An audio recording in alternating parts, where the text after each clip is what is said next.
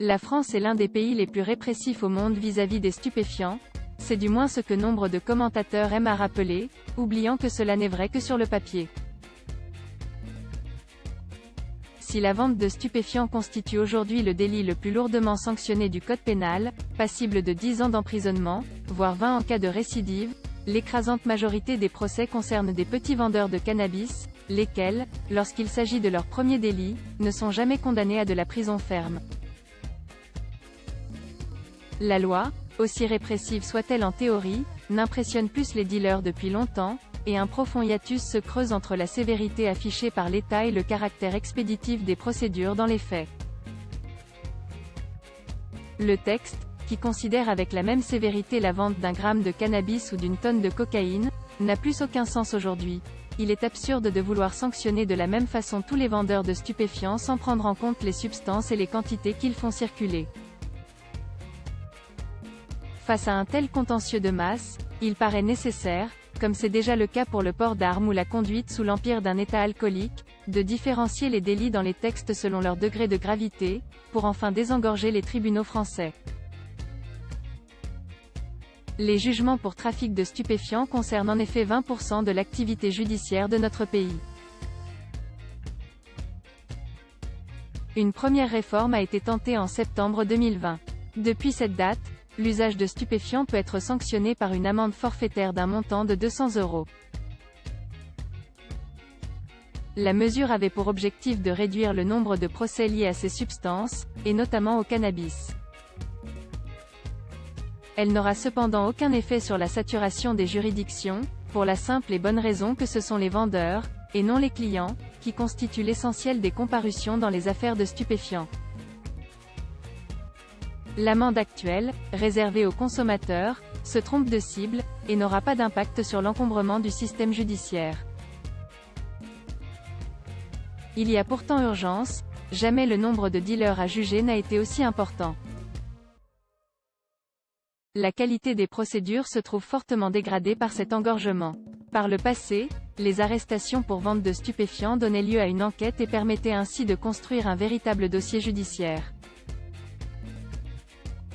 Désormais ce n'est plus le cas.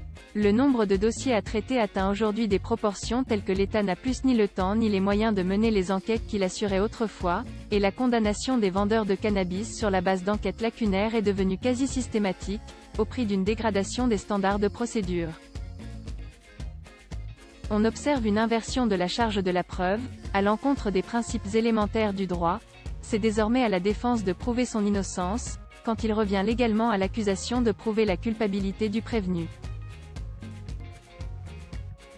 Or sans véritable enquête, le prévenu n'a aucun élément à faire valoir en sa faveur, et n'a alors droit qu'à un simulacre de procès semé d'automatisme, où personne ne s'écoute puisque l'ensemble des acteurs sait déjà ce que chaque camp s'apprête à dire. On a bien souvent l'impression de participer à une mauvaise pièce de théâtre plutôt qu'à un véritable processus judiciaire digne de ce nom. Le déroulé est connu par cœur, un prévenu qui nie systématiquement les faits et une condamnation pour la forme, juste avant le tombé de rideau. S'ajoute à ces multiples dysfonctionnements une profonde disparité territoriale entre juridictions. Certains tribunaux, notamment en Seine-Saint-Denis, ont atteint un tel débordement que cela affecte directement les décisions prononcées. Un vendeur de cannabis sera jugé avec bien plus de sévérité à Versailles qu'à Bobigny, où le nombre de cas à gérer provoque un véritable tri des justiciables.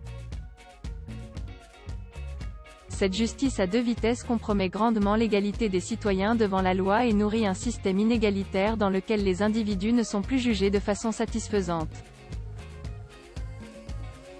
Il est impératif d'acter l'incapacité de la justice française à traiter correctement les vendeurs de cannabis. La solution consiste en une rationalisation de leur parcours pénal. On pourrait imaginer la création d'une amende forfaitaire pour vente de cannabis, applicable en deçà d'une certaine quantité.